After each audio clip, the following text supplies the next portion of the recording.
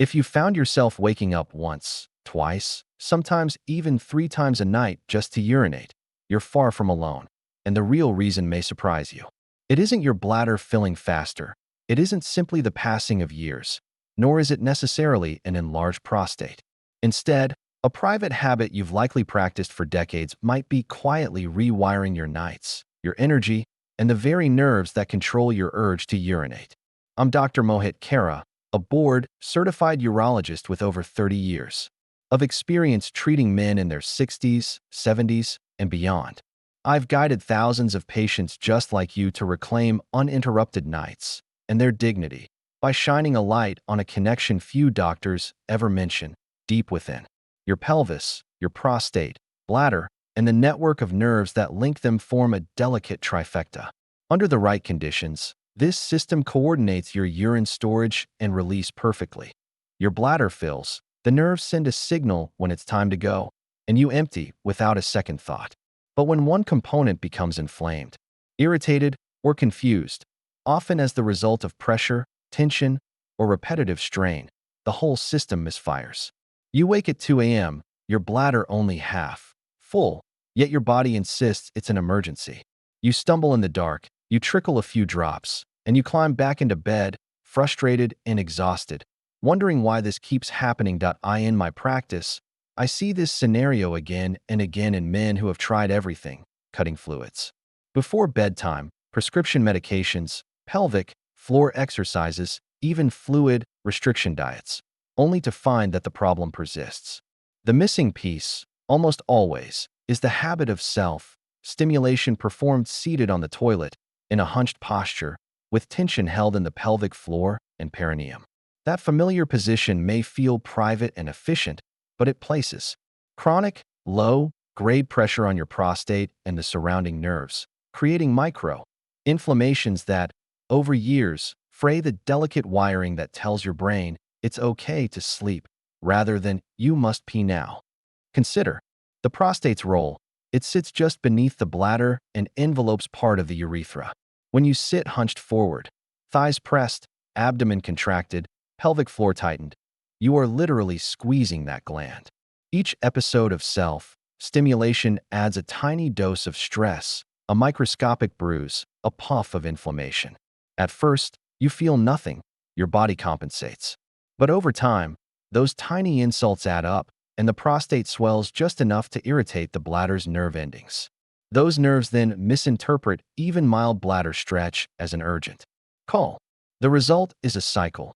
You wake up, you go, you return, only to be jolted awake again a short while later. More surprising still is the role of speed and force. Many men, conditioned by years of task-oriented thinking, rush through their sessions, grip too tightly, and finish in a hurry. But that very rush sends stress signals through the sympathetic nervous system, the same adrenaline-driven pathway that triggers a fight or flight response. Instead of helping your body relax for sleep, you're training it to expect urgency. The muscles clamp down, blood vessels constrict, and the brain registers tension. Even if you use lube, even if you stand instead of sit, if you press too fast or too hard, you may still be teaching your nerves to trigger false alarms at night. Contrast that with a slower, softer approach. After 60, strength and vitality come not from force, but from gentle, mindful connection. I've guided many patients to discover that by shifting to a standing posture, by slowing down their strokes, by pausing to breathe deeply between touches, they can transform that private act into a healing ritual. The pelvic floor relaxes. Blood flow eases, nerves calm. Instead of sending jolts of panic to the bladder, you send waves of relaxation through the parasympathetic nervous system. Within days, many men report fewer nightly awakenings. By a week, some sleep straight through until morning. None of this is hypothetical. I recall a gentleman named Harold, 72, who came to me complaining of 3 bathroom trips per night. He was exhausted, his mood dampened, his performance in other areas of life slipping. When I asked him about his personal habits, his eyes widened. "I never thought that could matter," he said. He would sit on the toilet for 15 minutes, leaning forward out of habit, finishing himself off while reading his phone. We agreed that if he could stand, feet hip, width apart, spine neutral, and treat himself slowly, almost meditatively. He could relieve that constant irritation. He did it the very next night. By day 3, he was down to one bathroom trip. By day 7, he slept all the way through without waking. It's like someone flipped a switch, he told me, amazed. My body isn't broken, it was just confused. That confusion extends beyond the bedroom. That same network of pelvic nerves communicates with the cardiovascular system and even the mind. Chronic pelvic tension can contribute to mild depression and mental fog by keeping the sympathetic on switch partially engaged. When you release the tension, slow down, breathe, stand, you shift into parasympathetic mode. Digestion improves. Heart rate slows, mental clarity returns. Sleep deepens naturally, without pills. Now, I know what you're thinking, but doc, how often is too often? And what if I can't change my routine completely? These questions are what I call the how mountains, and I'll help you scale them. The key is not perfection but awareness and small adjustments. Stand, don't sit. Wherever possible, rise to your feet. If balance is a concern, lean against the bathroom wall or counter. Let gravity work with you, not against you. Slow down. Forget efficiency. Imagine you have all the time in the world. Stroke lightly, breathe deeply. Pause for 5 slow counts each time you touch yourself. Soften your grip. You only need enough pressure to feel pleasure, not tension. Light, explorative contact sends relaxation signals. Clutching or squeezing sends stress signals. Limit frequency. Chronic inflammation builds when a habit is daily and intense. Try limiting sessions to a frequency you choose consciously, perhaps every other day or only twice per week, so you give your body time to recover. Breathe. Inhale for 4 counts. Exhale for 6. Longer exhales engage your parasympathetic nervous system, calming your bladder nerves and preparing you for sleep. Nighttime routine. 60 minutes before bed, avoid screens and blue light. Stand to finish, not sit. Follow up with deep breathing or gentle pelvic floor stretches and climb into bed at a consistent hour. In just 7 days of mindful practice, dozens of my patients have reported radical improvements. Fewer and less urgent wake-ups, deeper sleep, brighter morning moods, and even restored daytime energy. They don't need stronger drugs or awkward lifestyle changes, just a respectful, gentle update to a habit they've carried for decades. This is only part 1 of our journey.